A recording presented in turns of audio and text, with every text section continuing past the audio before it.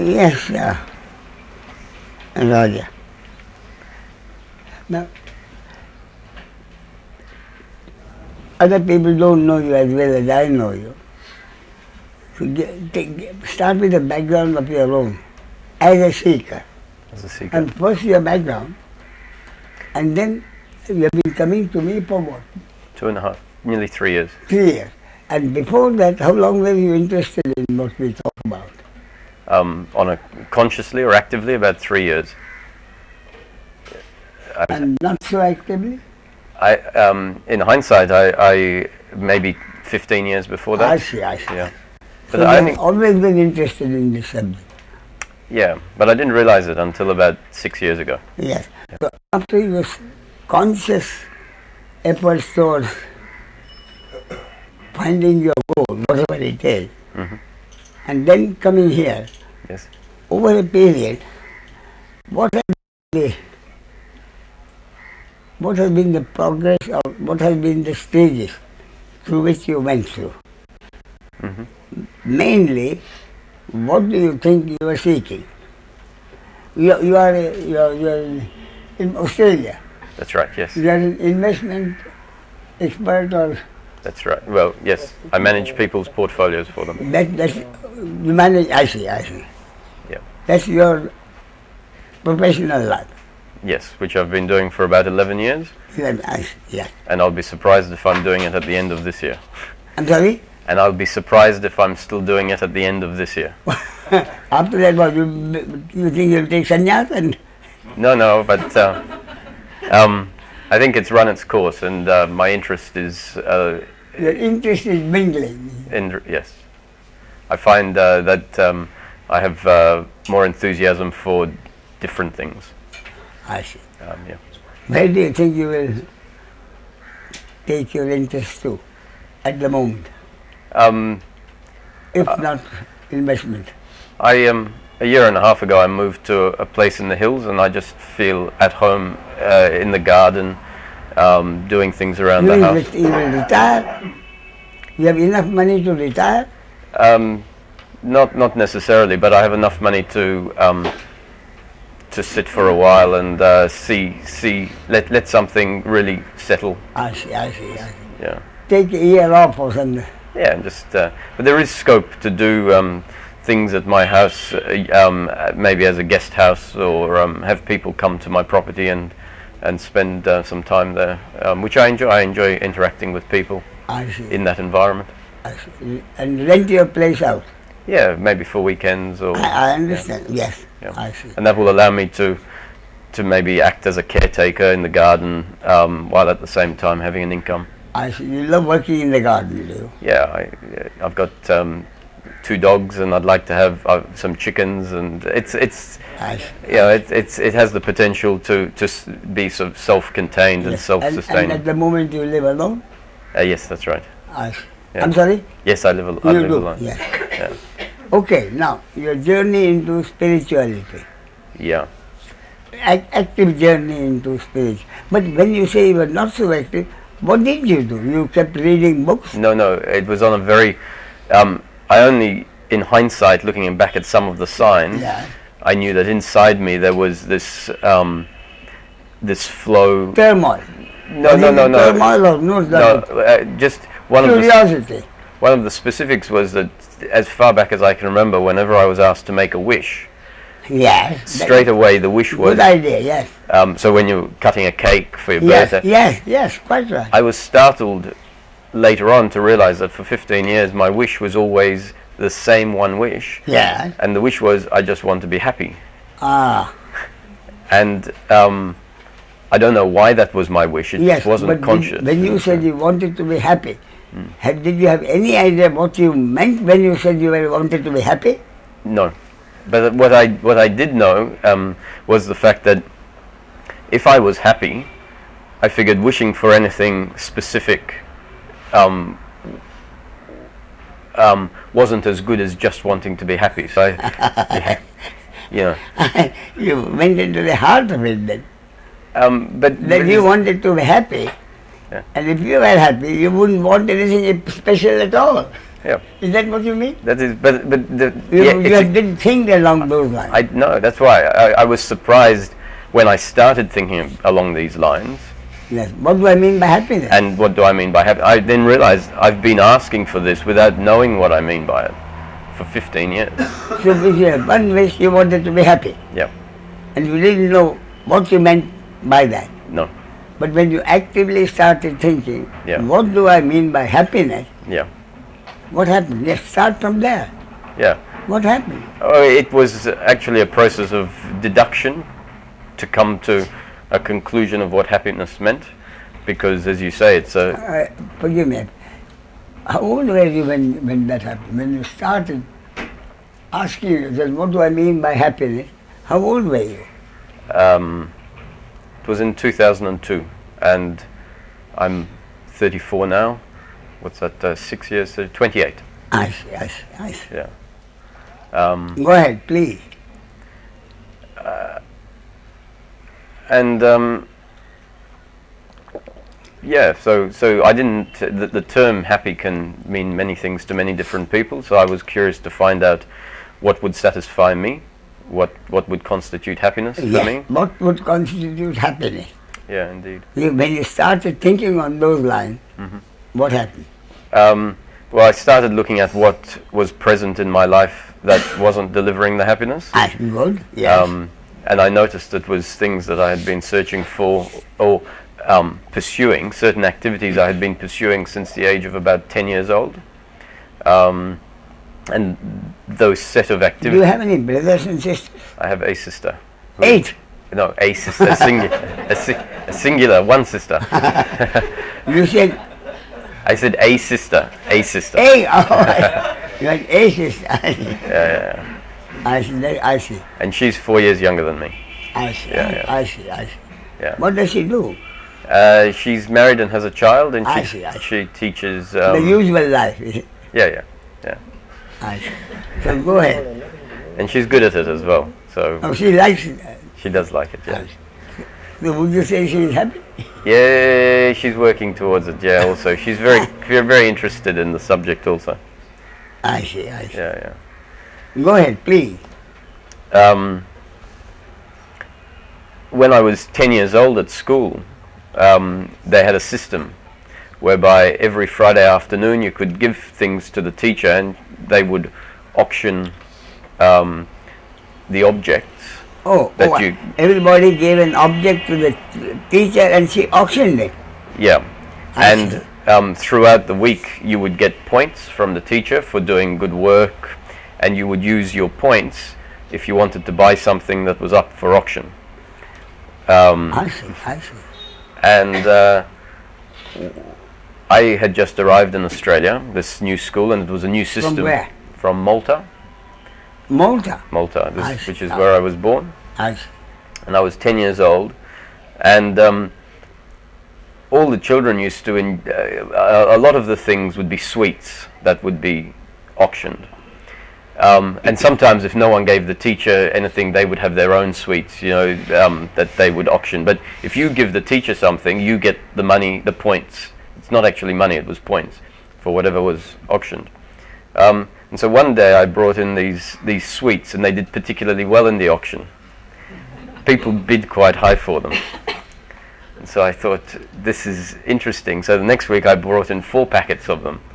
And I gave one to the teacher and I got a good price, and then I produced a second one and got good price. And so I thought, this is really great. You get lots of points for these particular sweets. It's a good investment. Well, yeah. But the irony that I didn't realize at the time is that everyone else in the room was happy to give up their points to get sweets. I was giving up a little bit of money to buy the sweets from the shop to give up for points. And so throughout the year, the teacher would know that on Friday afternoon I would be handing these sweets and getting lots of points. And at the end of the year, I had 15 times as many points as anyone else. And they had a camera for auction at the end, and I was bound to win it, because every time someone put a bid in, I would beat them with the bid because I had the most points. And remembering this story, I realized from the age of 10, what I was interested in was acquiring. It wasn't about enjoying. It wasn't about actually tasting the sweets throughout the year. It was about being able to see that I had something that I thought was more important than something enjoyable in the moment. And when I saw this habit or this tendency at the age of 10, and then saw that throughout the next 15 years, my inclination was to try and do better all the time, to get more, to go to university but not actually enjoy university as a social environment. It was a matter of go there, do the work, get the grade, finish university in 3 years, go to a job, not have any time off, work in the job, do my job, get promoted, and the method that I would follow as a guideline to how I would live my life was basically along these lines, that it was actually not about enjoying things at the moment, but investment for future happiness. That's correct, yeah. Inevitably along the way, just like when I had built up the points, I was able to buy a camera at some point, and that would provide a sense of pleasure in the moment, that I was able to get the big prize, the camera. And similarly, if you finish university and so you always had a goal, a game. Would it be right? That's correct, yeah. You always had a goal. Yep. And through my destiny, I found that I actually achieved the goals that I set out to, that I aimed for. Your experience was that you were able to get the goals you yourself had set for yourself. Yeah. That was your experience in life. That's right, yeah. I see. And as a result of that, there was the ability to have some disposable income, to enjoy the pleasures of going out at night and drinking and socializing, and buying a car when I got my driver's license, putting a stereo system into the car. But the funny thing is, I would go out and buy a stereo system when I don't even really enjoy listening to music. But I would save up a lot of money to get the best stereo system in my car. That was how I operated. And at this point in 2002, at work, I was sitting there one day, and I think all along, whatever it is, you wanted the best. Yes, that's right. Yeah. And then I'd get the best with all the features, and it'd sit there never used. You found that didn't give you the pleasure you thought it would. Yeah, as soon as I acquired it, it was okay, what next? So it actually wasn't about the product I was buying. It was actually about the sense that I felt my happiness was in acquiring objects. I see, yes. And each time I acquired... Possessing more objects was happiness. That's right, yeah. That was your feeling. That was my feeling. And each time I acquired an object, the interest in that particular object would disappear very quickly. And the focus would move on to, okay, how do I fill this hole? I need the next object. And after doing this for 15 years... So, would I be right, Roger, in saying, you thought happiness was pursuing objects and getting them? Yes. Would that be right? That's right. You thought the happiness you are seeking was getting more and more objects. And every time you got an object, you lost interest in it. Mm-hmm. Would that be right? That is correct, yeah. I see. The pleasure was only very momentary. Very momentary. And not sustained. I see. And because it was not sustained, it needed to be replaced. I repeat, you thought happiness was getting objects. Yes. And when you did get the object, your experience was that it didn't bring you much happiness. That's correct. Would that be right? Yes. Yeah. I see. So you continue to pursue objects? Of different sorts. Yes. I continued to pursue objects, yes. Yes. That's correct. Until what time? Until 2002. Yeah. When I was sitting at work, and I had this thought that sort of said to me, really, is this what the rest of your life is going to be? Because it was starting to become it wasn't apparent to me until this point that there was no contentment I see. as a result of this continual moving from one object. Would I be right in saying your thought was, how long am I going to pursue the object? Yeah. Well, actually the thought specifically was, Yeah. you have been pursuing these objects for 15 years. Yeah. How long are you going to do it? Is that not long enough to prove to you Yeah. that if you do it for another 15 years, the result is not going to be much different? Yeah. So how long are you going to keep doing this, like you How say? long are you going to keep doing it? And why? And why? Would that be right? That yes. was the sort of pointed question. Yeah. Yeah. I see. And this was when you were about 28? 28, yes. I see. And at that time, were you in this job? Yes, I was. You had this job, same job? Same job. They're working in a different way. Same finances, but Yeah. yeah. I Different clients, different objectives for the I see, clients. I see. Yeah. Different investment method. Yeah. And when that thought occurred to me, it was the first time it had actually occurred to me that what I was doing wasn't working. Until that point, I was not bringing you the happiness you are seeking. That's right, yeah.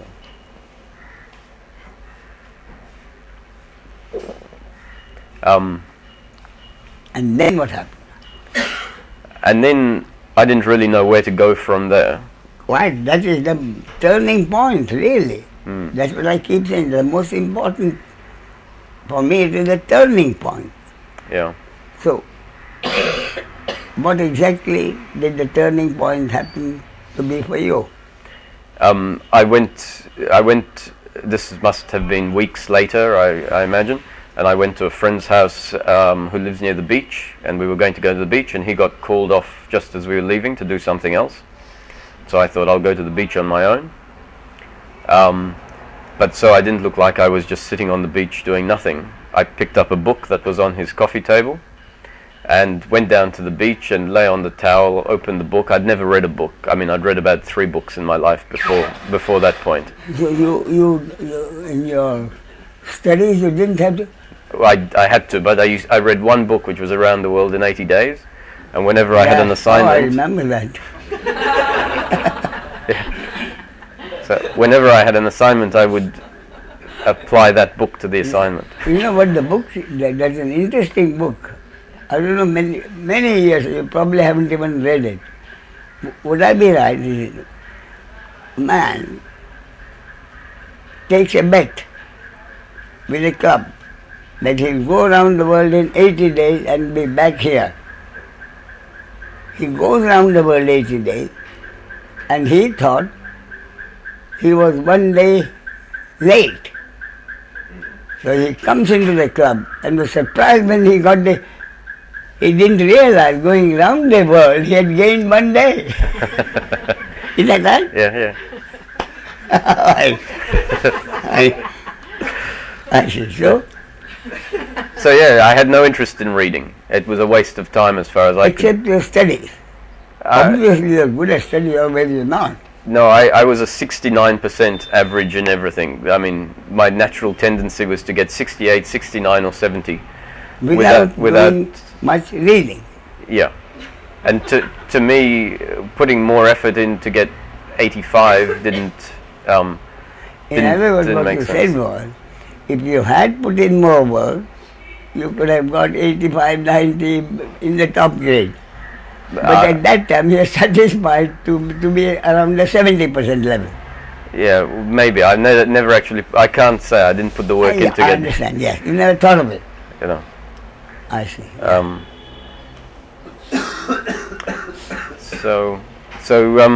Anyhow, I picked up this book. What happened after that, around the world in 80 days? After that book, what happened after that book? No, Around the World in 80 Days was one of the 3 books I had read at the age of 12, 14. Oh, Yeah. I see. This book was on the coffee table, so Yes, I yes. had no interest in books, but I thought, just Yes. so as I'm not looking like I'm just looking at all the girls on And the it was beach. this book. This was this 80 days book. No. Oh. Oh, this was some other book. This was another book. I see. So, Yes. So, what Right. do you remember what that book was? oh yes, indeed. So I was lying on the beach with this book open, and after about 15 minutes of having the book open, I realized it was upside down. Because I just had it open, yeah, so it looked like I was reading. Anyway, so I turned it the right way around and I read a paragraph, and the paragraph had such an impact because it was talking about psychology. The book is called Stop Thinking and Start Living. Oh, By Professor Richard Carlson. yes. I was compelled to keep reading this book, and the more I read it, the more I realized how little I knew, but how much I thought I knew. There was information in this book that made so much sense, but that I had never actually considered. When it was put to me, it seemed very simple, but I'd never What the book considered. is? Stop thinking, start doing. Is that Start living. start living? Yeah. I see. And so after having read this book and feeling like it had changed my life and wanting to leave my job behind and become a door-to-door salesman just selling this book to people, Oh, you loved the book so much. yeah, The book had such an impact. yeah, I gave copies to my friends, to my family, and when they read the cover that says stop thinking and start living, you know, it's not necessarily always appreciated that you continue to think. Is I that did- what you're saying? I did continue to think, but some people might suggest that I thought they weren't happy in life, or because I was dishing out these books, I was unhappy in life, so I thought everyone else might be unhappy in life. So, Yeah. anyhow, that's not so relevant. The point was that finding a book with all this That book was information, a turning point, you would say, in your life? it was what pointed to me that books have so much information in them, I see. and that I needed To read more books. I needed pointers. I didn't know very much at all. And so I started reading books, and very quickly it moved from psychology to a more mystical aspect of spirituality, and included I Am That, and Ramana, and Wei Wu Wei, and quite a few of the people that would talk about the transcendental side of spirituality. Yeah. And both talks with Ramana and his teachings, Buddhism and Nisargadatta's teachings, had a profound impact internally on me, in shifting my internal perspective. And I was... This was 10 years ago? This was 6 years ago. 6 years ago. For 3 years. So I indulged in those teachings for 3 years, and each... When you are reading those books for 3 years, Yep. what was happening? It's an unexplainable... I didn't... the words in those books... You said, Nisargadatta, Ramana Maharshi, Wei Wu Wei, Yeah. J. Krishnamurti. No, I didn't. No. Didn't read him. 3 years of this reading didn't have any effect at all. It had huge effects. Absolutely transformative effects. So that's what I'm saying. Yeah. What was the effect? The words that would talk about something that wasn't present in my life, that wasn't able to be seen in my life, consciousness, awareness, talking about what is our nature, our true nature, and providing pointers as to what obscures our true nature. When I would read those intuitively inside, What obscures my true nature? Yeah, which I found was one of Nisargadatta's pointers, was to come in contact with your true nature. You have to, or to find out what you are, you first have to find out what you are not. And these phrases and these teachings would hit a spot intuitively inside, where I would know this is a true statement, or this is a statement that points at something more true than what I am experiencing presently. And it was at that point that I came across the article that had been written about you in relation to Nisargadatta and your teachings as separate to Nisargadatta's, in Path to Enlightenment, I think the magazine was called. What is enlightenment? Or What is Enlightenment? And because I had been reading I Am That for 6 months, when I would finish it once, I would start it again, and then start it again, and start it again. Because I was so engrossed in it, when I found out that you were here and you had been with Nisargadatta, I was compelled to come and visit.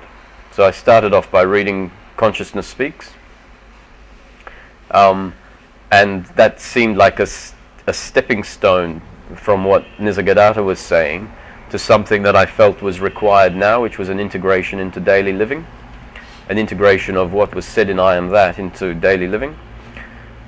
No.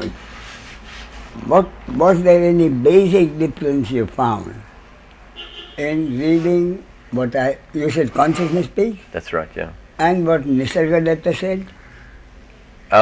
There were different... Was there any fundamental difference between what Nisargadatta said and what Consciousness Speaks said?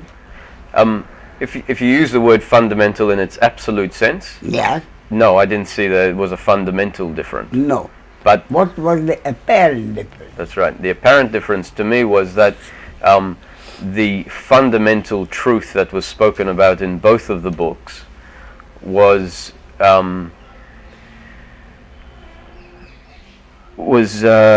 applied in a more practical way in Consciousness Speaks than in I Am That. And when I read Consciousness Speaks, it provided insights. No, let me put it another way. Did you feel that when you read Nisargadatta, you had questions which were not answered in the Nisargadatta book, but were answered in Consciousness Speaks? I'd like to be really honest in this discussion and open. It's very important. They served different purposes. Yes, of course they did. That is my point. Yeah, and that is my point. What were the different perspectives? Yeah, You said different purposes. Therefore, for the two books to serve two different purposes, the two books had two different perspectives. Yes, exactly. That's what I'm saying. What were the different perspectives in the Nisargadatta book and my book? So the different perspective in Nisargadatta is he came from, he took a top-down approach, and in fact it didn't go that far down. It was a top and kept up the top. Kept right at the top. Yeah. But to me, why I say, and they were totally appropriate because I needed to be kept at the top. That's the point, because you never looked at the top. That's right. And so, as part of that process, many experiences happened. Because Can you describe one? The most profound experience was the practice in I Am That was to stick with I Am. Wherever possible, come back to I Am. So when the mind would go off thinking about something else, bring it back to I Am. To the basic thought I Am. So for 2 weeks, I was in a situation where I was able to, given my circumstance at the time, I was able to engage in that practice quite efficiently. Intensely, yeah. Yeah, intensely. And I remained going back to the I Am. And what that did was recondition, I have no doubt it reconditioned my mind so that the mind then created a new experience. Just as you mentioned in this quote from Ramana, that this is just another dream created by the mind. As the mind was reconditioned, it created a new dream with different content, different senses, different flavors. Change your values of life? So specifically, the mind was made to let go its ideas. I am this, I am that, I need this, I know. In that period of time, and after 2 weeks of this, I found myself walking one day, and there was a shift in consciousness, an experience where the perspective of consciousness changed. Now, very important, I think, in saying that I didn't lose consciousness. I didn't go into a state of deep sleep. Yes, I mean, you were very much in the day. Yes, I was walking in a park. Yes. And the consciousness, the center of awareness, moved outside of where it is normally centered, which is in the body, and the center of awareness moved to the edge of a field of awareness that became very apparent in that moment, that was not apparent when the awareness is in this body. And in that experience that lasted for about 10 minutes, everything that was spoken about in I Am That was perfectly mirrored in this experience. That you are consciousness, and that this is an object within consciousness, that everything else is an object within consciousness, that consciousness has no characteristic other than a basic characteristic of awareness, and that all the objects are perceived through this instrument using the 5 senses and the 2 extra senses of thought and intuition, or thought and feeling. And that clearly, in this experience, the awareness was of the world that was present there, being seen through this instrument. So if I covered my eyes, the picture would change.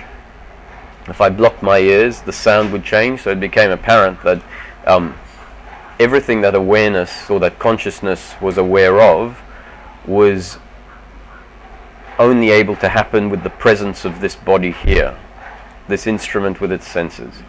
And so that meant that this is a hugely important part of the experience that we have. But what was also very apparent in that experience is that the consciousness is not the same thing as the body.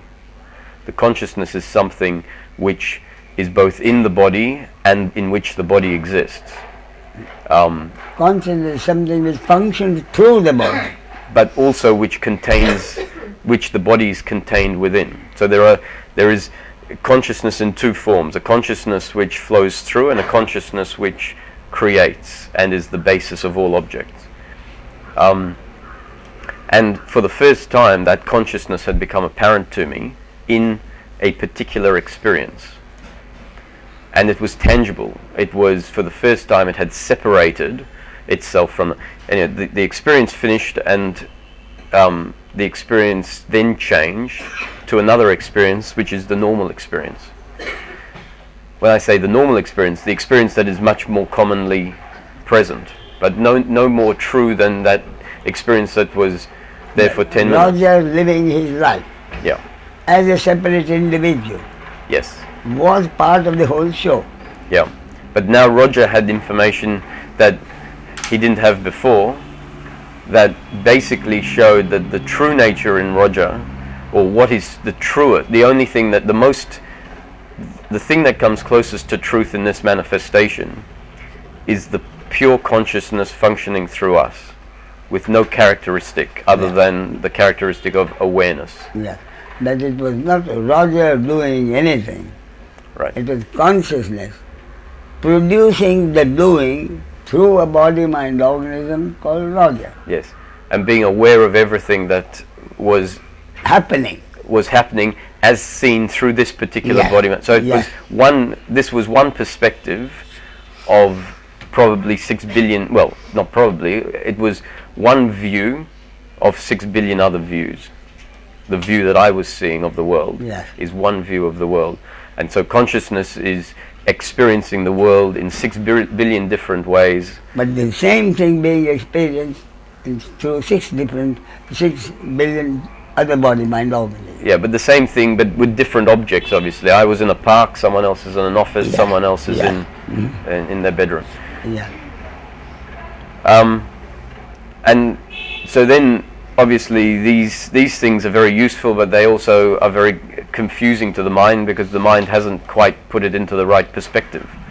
And so after this experience, the mind said, I am that. Ramana is talking about this is what enlightenment is, and so the mind says, okay, that experience now needs to be present 24 hours a day, 7 days a week, and when it comes and doesn't go, then enlightenment has happened. And it was quite clear that in that moment someone could have literally chopped a limb off the body, and while the consciousness was outside of the body might have reacted, but the sense of who I am was the consciousness, and it wouldn't have disturbed the consciousness in one little bit. And so it made sense to me at that point in time. It said, well, that's why they talk about the end of suffering, because when you are in that state all the time, the body could go through horrific traumas, and the consciousness would not discriminate at all between horrific traumas and pleasant traumas. It wouldn't discriminate in a sense of this is good and this is bad. It would just be a different experience. And so Roger then, in his state of the mind coming back in to try and work it all out, got a bit caught up in the fact that that is what enlightenment is, that state, that experience. And it was after that that I came to see you for the first time. And when I came to see you for the first time... You had already read Consciousness Speaks? Yes, that's correct. It was I read Consciousness Speaks just after this experience. Then what did reading Consciousness Speaks help to explain the experience? It started to... It was the beginning of the process of integrating that new information with a way of operating in life. Can you give some details about it? Yes. How it works, the mechanism of it? The mechanism of? Consciousness Speaks, affecting the earlier. Yeah. Well, I'm that. Yes, because Consciousness Speaks started... How Consciousness Speaks affected the information you got from I'm that. Yeah.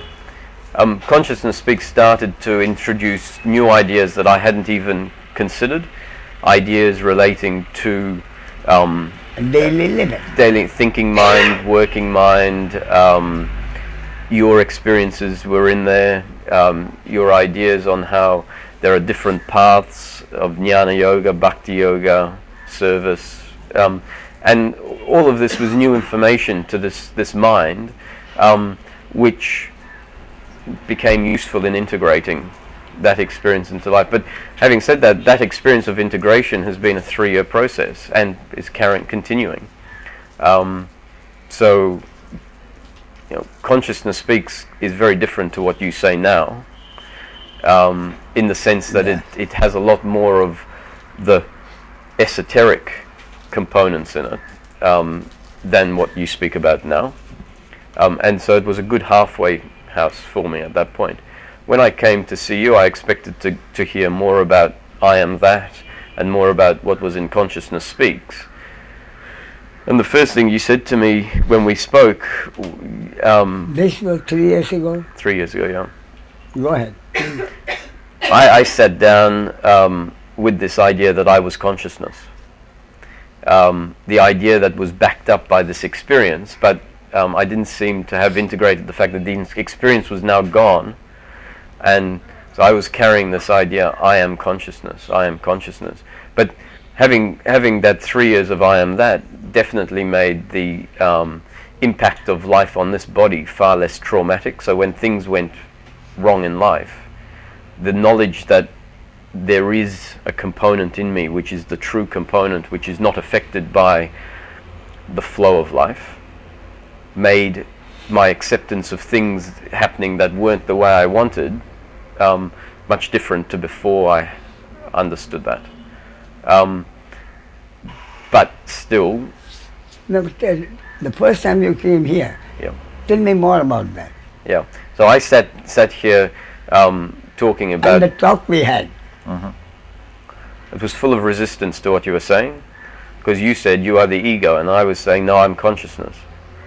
And you said, don't be ridiculous, you're the ego. Who's sitting in the chair in front of me? And I said, consciousness is sitting in the chair in front of you, and consciousness is speaking to consciousness. You said, that's all theory.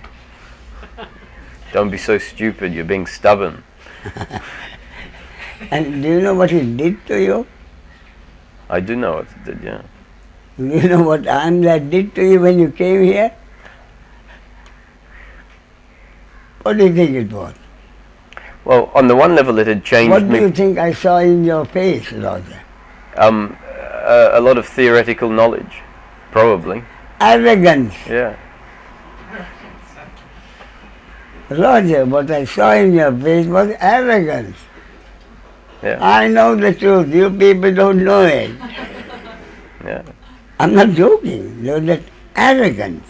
Yeah. And I know it. Yeah.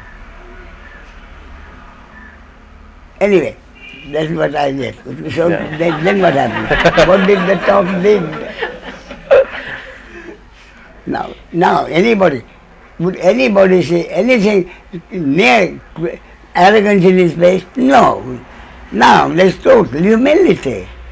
Well, yeah. I'm just You haven't always heard the way I So talk. what I would like to know, what brought about the tremendous change from arrogance about knowledge to the humility of experience? My point is the arrogance of knowledge down to the humility of experience. Okay. I need to remain true in answering your questions, because I have reflected on this to find the answer for myself. But do you think that is a basic fact?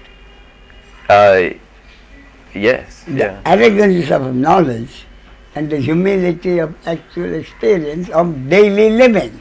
Yeah. Not spiritual. I'm not talking about spiritual experiences. Yeah. But Go ahead, please. Yes, Roger, go ahead in your own. the event. One of the events was that in our discussion, Yes. what you were saying was so confronting to me that it created inner resistance, which manifested as a sense of uncomfortableness, of conflict inside of me. And so with this progressive understanding that was coming about, I still knew that more needed to happen, because I could feel this sense of inner resistance. And to me that was the test that I could always carry out with myself, is that if I had inner resistance, I knew that the process needed a lot more to happen, because inner resistance to me is actually the opposite of peace. But can you locate that? What was the point of resistance? The point of resistance was that I was still holding up conceptual ideas of what I was, and those conceptual ideas were barriers to actually living totally presently in the moment as what I really was. And so those spiritual ideas I had was, I am consciousness. That was my shield. So whenever anything came, I am consciousness. And the other one was, everything is the way it's supposed to be. And the last one was that as consciousness, I'm invulnerable. And they were three spiritual ideas, concepts, that actually are more true, more accurate than my previous idea of what I was, which is a little person needing to fight the world and acquire stuff. But nonetheless, even though they are more true concepts, I was still holding on to the concept so tightly that they prevented me from actually being in complete flow with life. Prevented you from living your daily life as Roger. As consciousness functioning through Roger. But therefore, the understanding is it's consciousness functioning through Roger. But it is Roger, the ego, who has to live his life in relationship with the other. Yeah. Yeah. You see, Absolutely. Yes, you're right. That's where I defer. I said, all right, I have no problem accepting the source, the unmanifest oneness, having transformed itself into manifest duality. It had to be duality, because duality is the basis of the manifestation and its functioning that we call daily living. Accepted. So my point was, I am that tells me I am that, but it also tells me you are that and he is that and she is that. Yeah. I was more concerned with this knowledge, with this total acceptance.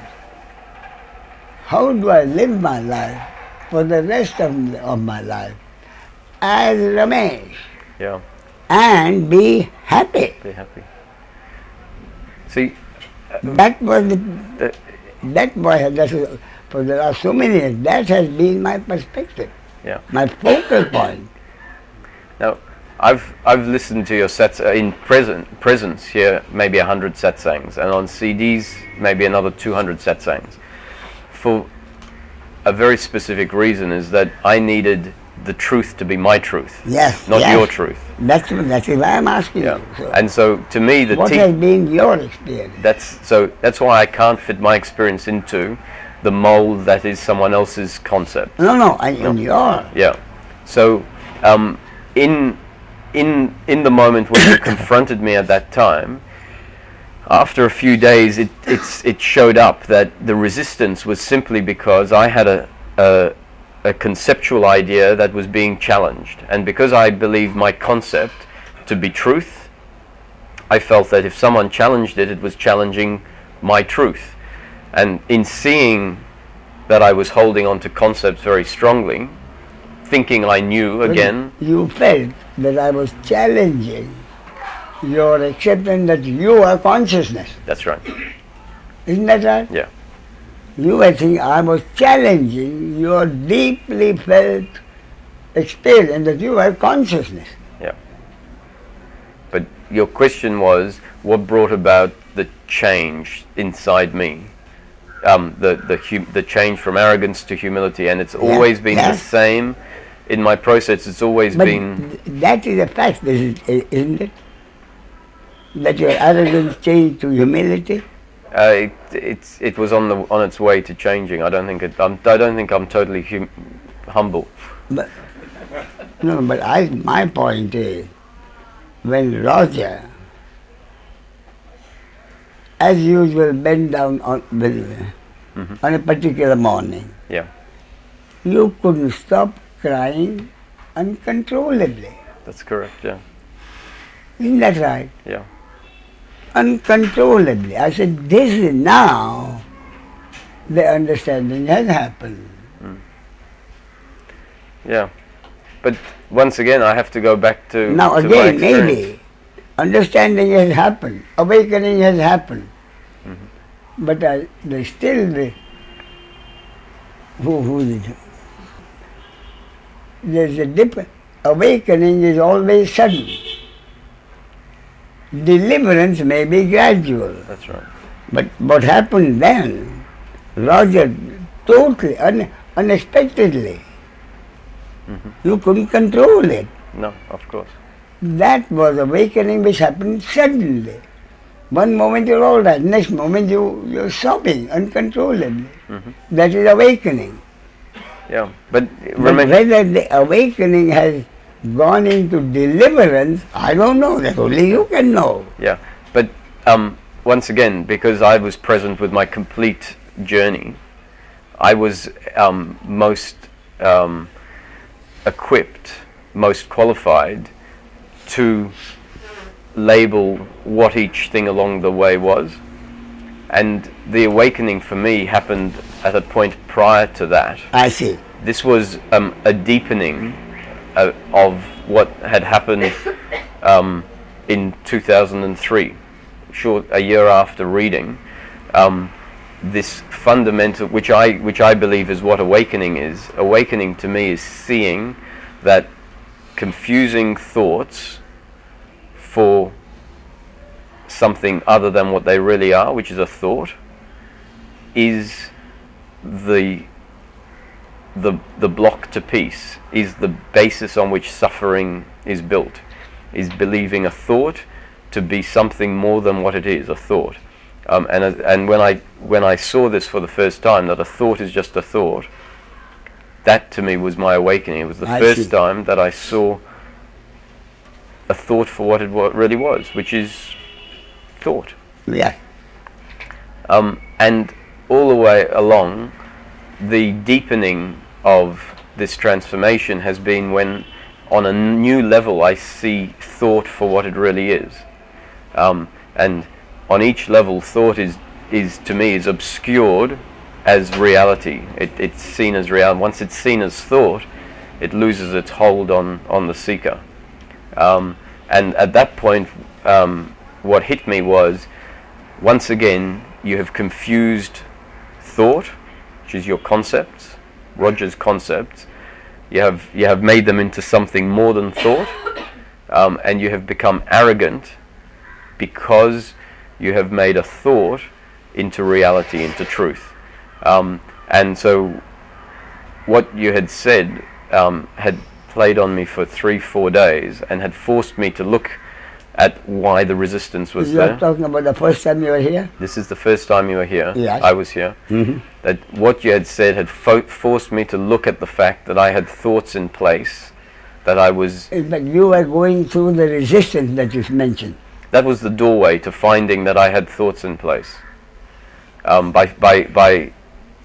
By acknowledging there was resistance, by acknowledging that resistance is the opposite of peace, and by investigating the resistance, what has caused it, what the... Investigating the resistance. Yeah. And I always find that whenever there is resistance, there is a thought that I am treating as reality. And as soon as I think of a thought as reality, I stick something for something else to hit. And so when I bowed down, the humility at that point, not the humility, I felt like I was this small, because all I had was knowledge that is useless. And for as long as I hold on to that knowledge, I'm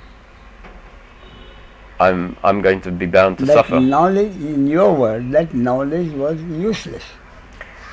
It was useful as a tool, but then the tool needed to be discarded. So, would it be, aren't you saying that you found that the knowledge, in your own words, was useless in daily living? In the mechanism of daily living? The knowledge was very useful at bringing about an insight. Oh yes, indeed. But then the insight in itself was what was needed, and for as long as I held on to the knowledge that brought in the insight, I was burdening myself again. So my thought was, knowledge is very good, information is very good to bring about an insight, and then it needs to be left behind. What you spoke about was new knowledge that allowed me to have insights as to how this is integrated in daily life. And then... In daily living? Yes, in daily living. That's the...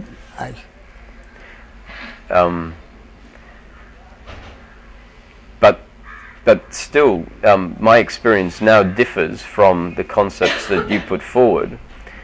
Having said that, and it's very important because it's not often heard when we speak, the fact that it differs, to me, doesn't make it at all inappropriate. It makes it totally appropriate. But in particular, the point that doesn't correlate at the moment is the fact that in the teaching, you will talk about biological reactions. Yes. And how biological reactions are a byproduct of your genes and your conditioning. Yes. And that your genes and your conditioning are largely fixed, and your conditioning is continually changing. And more and more research brings out this fact. Yeah, but research is something to me that is of the imperfect world, and so I will relate to research in a cautious, not a dismissive, but a cautious way, because I think at one stage they thought the Earth was flat, and they were wrong then.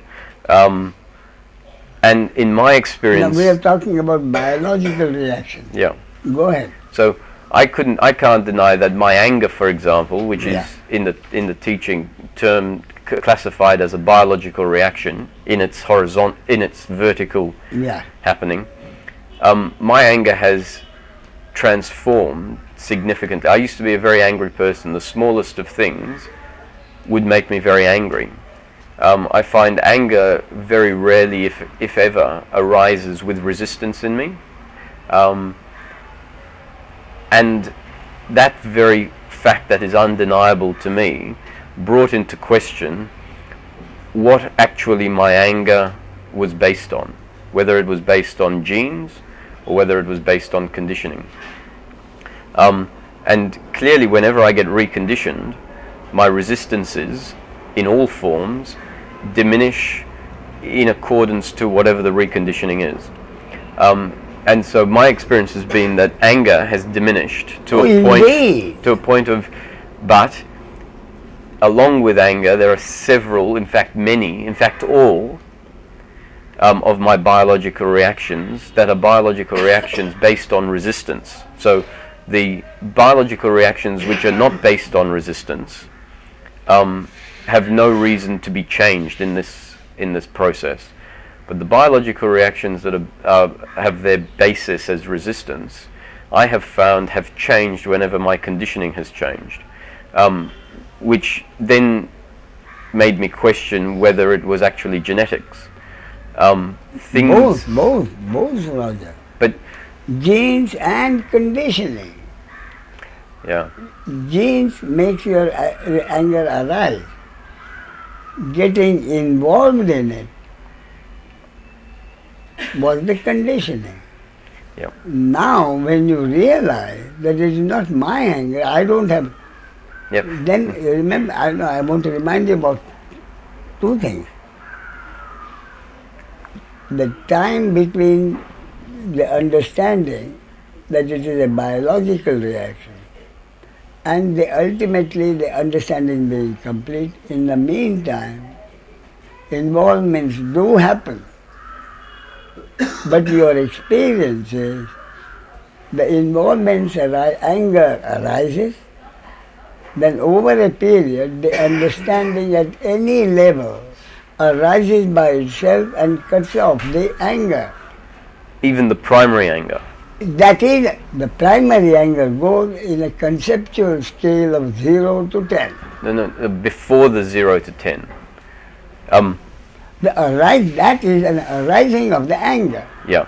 Well, because my experience is that the initial arising Becomes has less ceased. and less. No, has ceased in relation to certain. No, because this is where I can't deny my experience, and it's not just anger. It is faithfulness, for example. Yes. Whether I am able to be faithful or not. Yes. Whether I have a preference, a physical preference for something.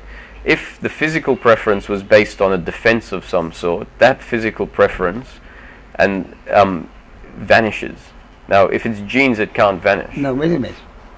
My point, therefore, is if anger arises and over a period your experience is that the anger arises and gets cut off, and as your understanding goes deeper, that the anger was really a biological reaction.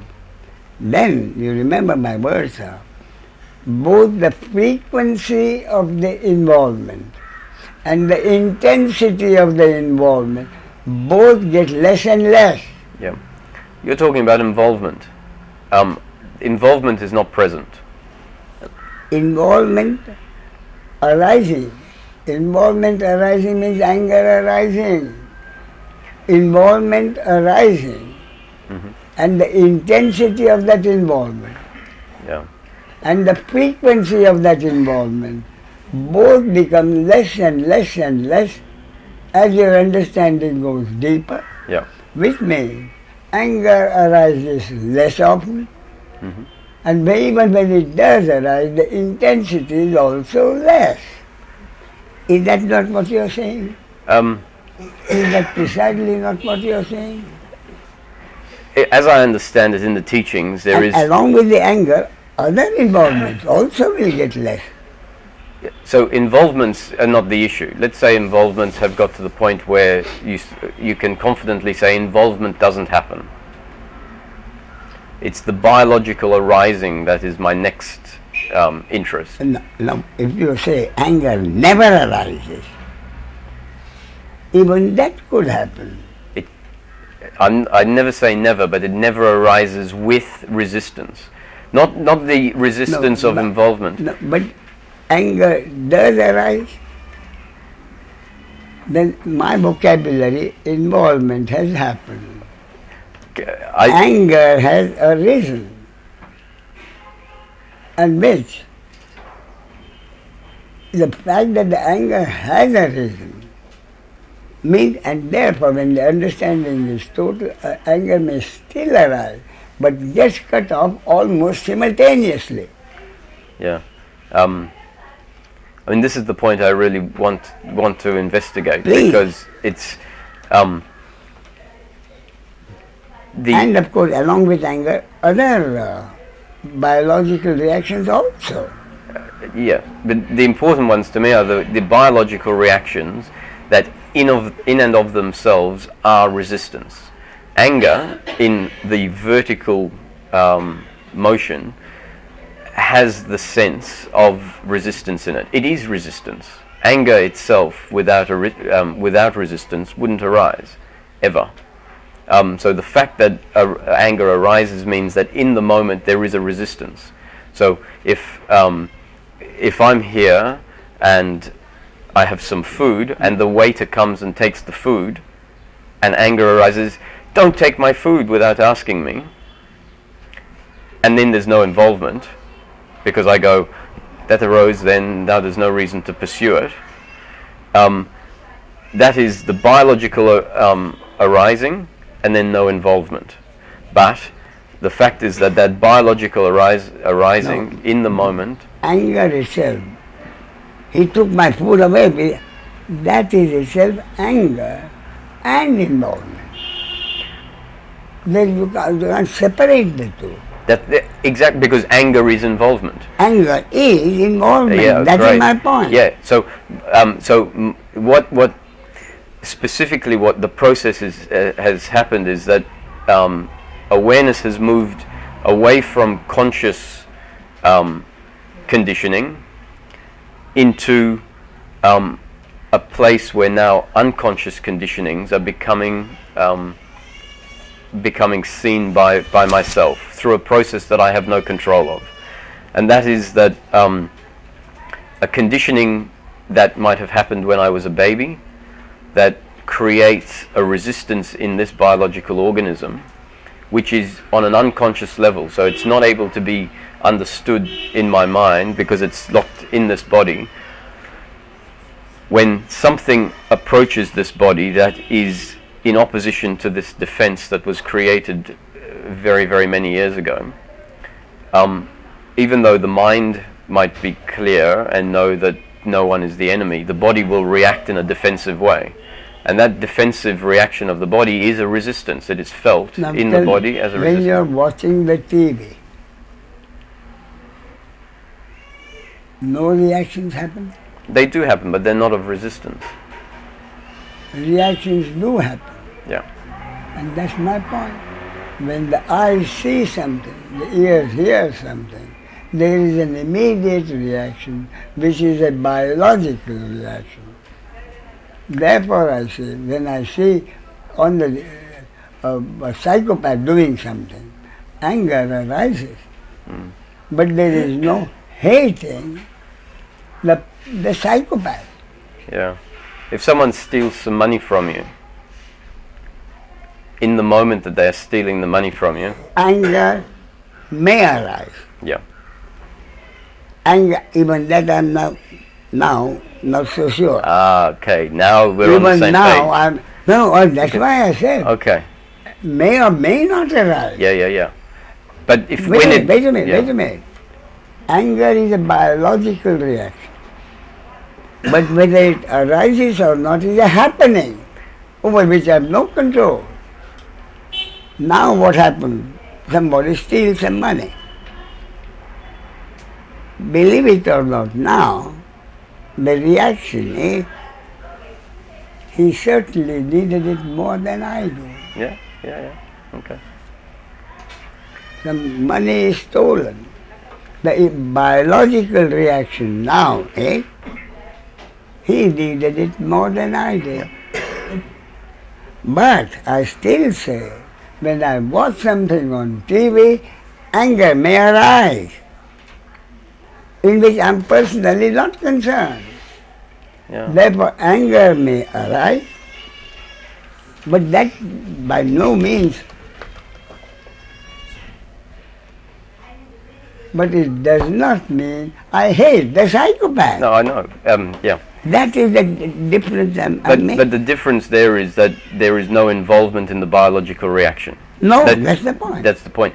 But my point, which is very specific, is that the biological reaction, if it happens with resistance inside, is in itself a resistance to something. No, biological, I see something terrible happening, compassion arises. If something bad is happening, anger may arise when I watch something on the television. That, according to me, is a biological reaction. Yeah, and I'd like to investigate where that biological reaction originates. And your answer is it originates because of your genes and your conditioning. My point is, does it really matter? Yes. Well, it does, because once I accept that it's a biological reaction, yeah. Which particular gene and who cares? But as soon as you put it into a category that is unchangeable, then the mind and this awareness. Oh, it is changeable. Yeah, okay. Oh, there's no question. That's what I'm telling you. Yeah, and that's what I'd like to explore. It can change. Yeah, which then means that it is actually conditioning, not genetics. Oh, no, are they both? Okay. There's no, it's both. But so as soon as you put it into the both categories, then to the extent that it is genetics, it is unchangeable. No, wait a minute. It is bound to happen. To the extent it is genetic, but each time, whether anger arises or not, is a happening over which I have no control. Yeah, but therefore I keep saying biological reaction is a natural tendency. But whether the tendency comes into effect, whether anger may not arise, anger may arise 4 times out of 5. But 5th time, anger may not arise. This part I have no trouble accepting, that you are not going to react the same way every time. No, my point is happening. When a happening happens, I have no control. No, that's right. But what it means is that for as long as a happening of resistance happens, that person hasn't been able to fully embody their birthright, which is total peace. And if someone says that a biological reaction is not the absence of peace, then because... Wait a minute, what did you say? If someone says that a biological reaction is not the absence of peace, that the happening of a biological reaction... My point is, has nothing to do with my peace. Yeah, and my point is that in my experience it has a lot to do with my peace. I see. So that's why I'm liking to have this discussion. In that case, if I see that something has not in my control, how can I let that affect my peace? Yeah, but the point is that if you see it that it's not in your control, or rather that it's not changeable, then... No, not changeable by me. It can change, and what I'm saying, it does change. It does. So I agree that taking the perspective of looking at a biological reaction and accepting it as the happening in this body brings about a huge amount of peace that wasn't there before. So it improves a person's situation immensely. However, the acceptance of, and depression is a great one, someone could be depressed and they're no longer involved in the involvement of depression. Depression itself is involvement. Anger itself, in my experience, is involvement. it is the body in a state of resistance to the world, to life. Not getting involved in the involvement is a huge burden released. Huge amount of peace comes about that. But if we look at our birthright and the definition put to us by the Buddha, that our nature or enlightenment is the end of suffering, enlightenment is our happiness, happiness is our birthright. To the extent that we are plagued with biological reactions which in and of themselves are resistance, our birthright hasn't been fully realized, because even if it happens once a week, our peace is shattered in the moment that there is the biological arising. And the acceptance that we have to accept that because it's out of our control brings about a great amount of peace. However, what it also does is create a huge amount of space in which awareness gets enlarges. That space is the space created where the involvement in the involvement is absence. So the absence of the involvement in the involvement is space, is awareness, is peace. And in that peace, what I have found is that the biological reactions themselves can be investigated.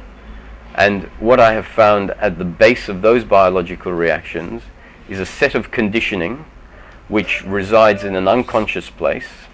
And that conditioning in the unconscious place is basically just an idea that says life should be this way. So for the child that was controlled by their parent from a very young age, the child built up a resistance that says, I don't like being controlled. As soon as they are controlled in life, someone tells them do this, there is a biological reaction that happens in that body.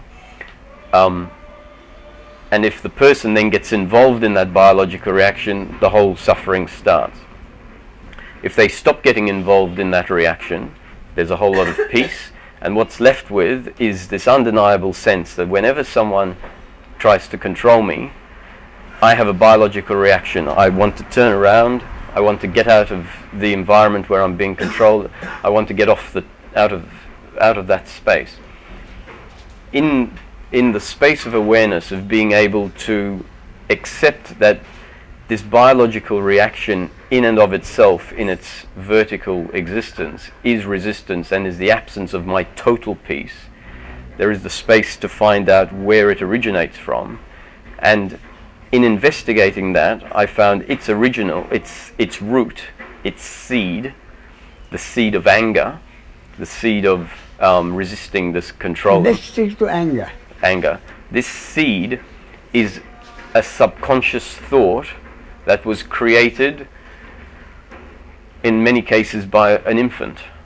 And when that thought, the root of the problem, comes out of its subconscious hiding place into consciousness, it is then able to be reassessed by the individual who has much more information than it did then, especially the information that is contained in your teaching, that blame and shame has no value in life, has actually no fundamental value or truth in it. And so when this unconscious seed, which has been hidden for all of our lives, comes into consciousness, and we say, my whole way of being in the world is based on this and many other seeds, and it's ludicrous for me to maintain that because it's not congruent with my understanding now. I have found that lack of resistance, that lack of suppressing that seed, allows that seed to come out in a cathartic way, very much like what happened when there was uncontrollable crying. In the moment when that seed is released, there is the feeling of the anger that was there when the seed was originated, and once it comes out, it's gone forever. Once it comes out in totality, it's gone forever. That seed is no longer there. And so before the seed is released, you might be sitting at a table, someone will control you, you'll have the biological reaction, yet you'll have the knowledge the understanding that says I need not get involved and in that this. is what you have been doing? First, you have. I found that not. So, whatever you have been doing, has it mean that anger never arises As again? soon as the seed is released, that same anger never arises again, because You mean anger arises in different circumstances? based on if there are But different anger seeds. does arise. Not eventually, if all the seeds come out, then anger relating to that particular seed won't arise. So if the seed of anger comes out, anger will never arise again. And I can only say that as the seeds come out, and they've been for the last 8 months, that is what the process has been. The removing of these subconscious So, in seeds. the last 8 months, anger has never arisen? No, it has arisen less as more of the seeds come out. So I can only. So how long do you think it will take? 100 years? No. For all the seeds to be pulled out? Well, that's the cynical or sarcastic way of approaching the process. To me, the process is a real process that I'm not doing anything with, and so tangibly I can. But if I'm not doing anything about it, Yeah. who is pulling the seeds out of their unconscious? They are happening. The process is happening on its own. But the funny thing is that for the process to deepen and continue, with each happening, the body-mind gets given new information. With the release of that seed, it sees it sees the basis of why human life is suffering. And with that new information, it gives it the process more space to continue to happen. So it is not Roger plucking the things out of the subconscious. It's never been Roger doing any of this. I mean, it's Then where is the question? What happens, happens. exactly right. But the With reason. which Roger, how is Roger concerned with what happens? But Roger as the instrument is an integral part of what happens, because everything that happens within and through this body. And so indeed. Roger's not concerned, but Roger can't help be aware of when things change, because when things change, the awareness of the change is there. But Roger has no control over it. No question. So whatever happens is happening. Yeah, but I believe what is very important is that when these happenings happen, and you can see a specific set of a specific course, which is very similar to what your teaching is the description of how things can happen, and how things happen for you. That your peace is deeper than mine, is that? No. Where did this? What are we talking about? What's being shared? We are talking about anger. We're talking about peace, and to me, anger is an obstacle to total peace. Total peace. That means your aim is. I have no aim, but I can't help what's happening. So, what is happening is Roger expects at some point of time for anger never to arise. Roger sees that it's possible that at some point in time, anger will arise if it arises without any internal resistance, which I can see how that can happen in some circumstances. But Roger has no control over the happening of it or not happening of it. That's a given, yeah. That is the whole point. Yep, but there's another point in that what seems but to be. if you do something, then that anger will not rise at all. No, but you're putting a perspective on what I'm saying, which is not the perspective that what I'm saying is coming from. My perspective is not that I want to try and achieve something. I mean. But it can happen. It can happen. It can happen. Yeah, but the basis of how it can happen is also important. Firstly, you take the ultimate point. It happens because the source makes it happen. But on daily living terms, which is the platform that you operate in, saying that it happens because the source wants it to happen never satisfied you. You want to find a manifestation reason, a mechanism that allows it to happen. And so in this discussion, what is being discussed is the mechanism that allows this total peace to come about as a result of what the source wants. Which according to Roger means anger never arising.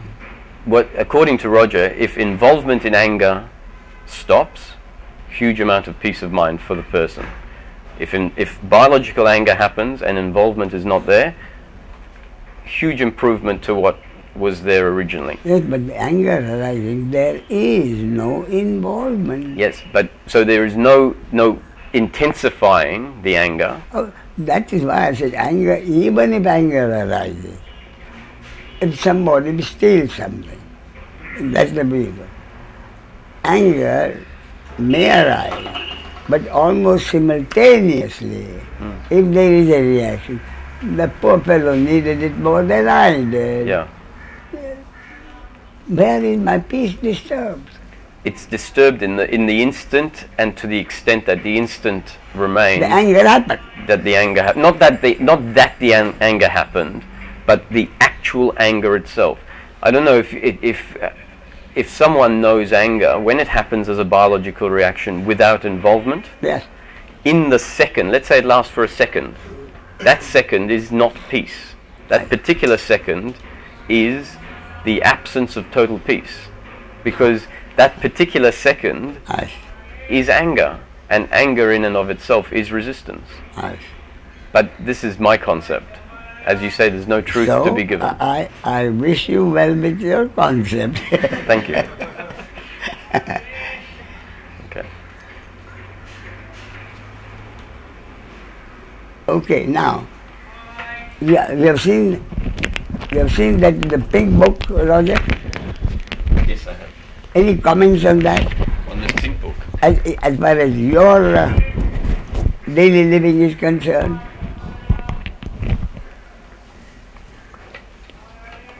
You haven't thought of it. I have, but the point is that what this whole discussion to me is just no, there's no discussion.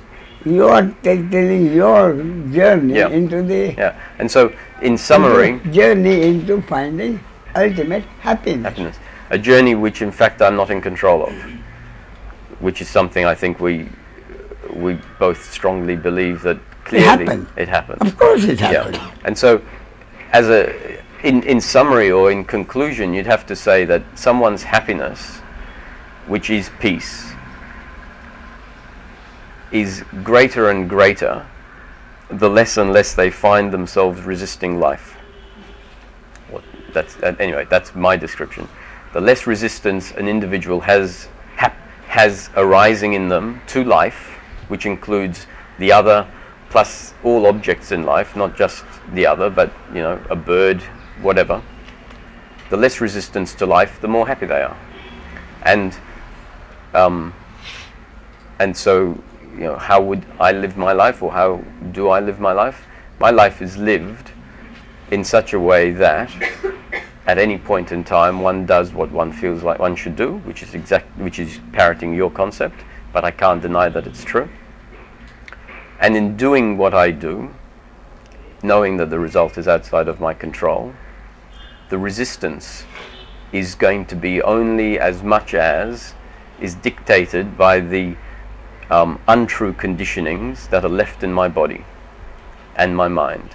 As soon as the untrue conditionings in my mind, which are basically the wrong ideas of what life is, as soon as those ideas leave my mind, and the ones which ultimately are my mind but are in the subconscious mind, as soon as those leave, it would be fair to say that from that point when there is no dysfunctional conditioning left in the body-mind organism, that person will not be able to resist life.